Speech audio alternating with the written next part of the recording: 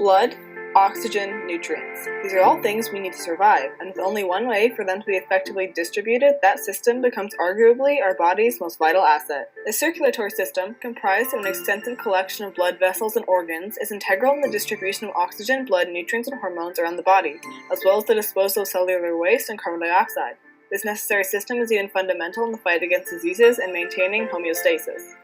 Due to the large array of cell types and other substances traveling through the bloodstream, it's no wonder proper circulation is key to our survival. With red blood cells carrying oxygen, white blood cells fighting bacteria, plasma transporting cell waste, antibodies, and hormones, and platelets forming fibrous blood clots, the distribution of the contents in our blood vessels are clearly of paramount importance.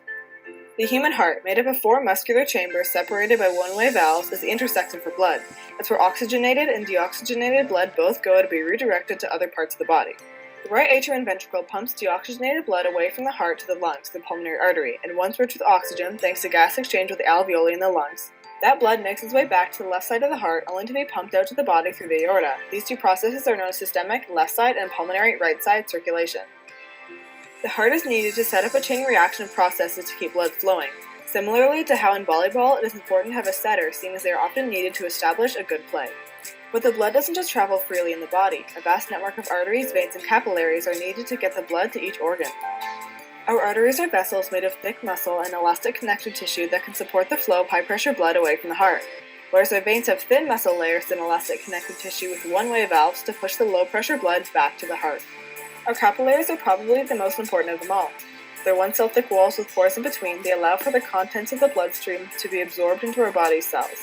Each part of the system and each function that it completes is similar to the process in which computers are manufactured. Different machines are working on different parts of the computer, but in the end, it all comes together to achieve its sole focus. All processes of the circulatory system are working together to accomplish one thing: pumping blood and other substances around the body. This system is so powerful, yet at the same time so fragile and susceptible to disease. One of the most common conditions is hypertension, which occurs when the force at which blood is being pumped through your body is higher than the average rate, which can cause harm to your heart, brain, and kidneys over time. It can be treated through antihypertensive drugs such as beta blockers, ACE inhibitors, and etc. For those resistant to drugs, there are clinical trials and minimally invasive procedures to treat hypertension. Transcatheter renal denervation is a method where the use of radiofrequency energy to remove sympathetic nerves in the renal arteries can lower a person's blood pressure. Atherosclerosis is a blockage of blood flow in the arteries caused by a buildup of plaque, which consists of fat, calcium, and cholesterol. The main treatment plan is simple lifestyle changes to prevent the condition from worsening. However, some medications, such as cholesterol and antiplatelet drugs, have the possibility to slow or reverse the effects. Coronary artery disease is the second most common cause of death in Canada. It is induced by a narrowing and hardening of the arteries due to excessive blockage of plaque that can be further exacerbated by blood clots. Drugs such as aspirin and beta blockers can help. However, sometimes coronary artery bypass surgery is needed when the case is too severe. Some medical practitioners have been experimenting using nanotechnology to perform percutaneous coronary interventions, which can implement stents to widen the narrowed arteries. Myocardial infarction, commonly known as a heart attack, occurs when there is a lack of blood reaching the heart caused by an arterial blockage. Heart attacks can be side effects of coronary artery disease, and therefore their treatments are the same, with the exception of heart attacks needing immediate intervention. Heart failure is the end stage of many of these diseases, with little chance of complete recovery.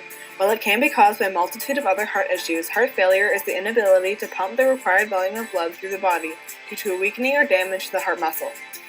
Seeing as heart failure is a chronic disease that cannot be cured, as of now, and can only be managed and improved without a transplant, beta blockers and ACE inhibitors can help manage this illness, but many drugs are often needed. Coronary bypass surgery, valve repair or replacement, and heart transplants are a person's best chance at survival once the case has progressed. The beatless heart is an experimental treatment option that is a new, more efficient form of artificial heart without a pulse. It does not have valves and instead pumps blood at a steady pace thanks to 2 flexible spinning pieces that are suspended in magnetic fields.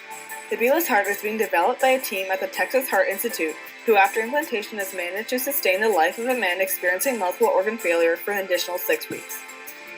In some ways, ensuring a properly functioning circulatory system is a lot like baking a cake.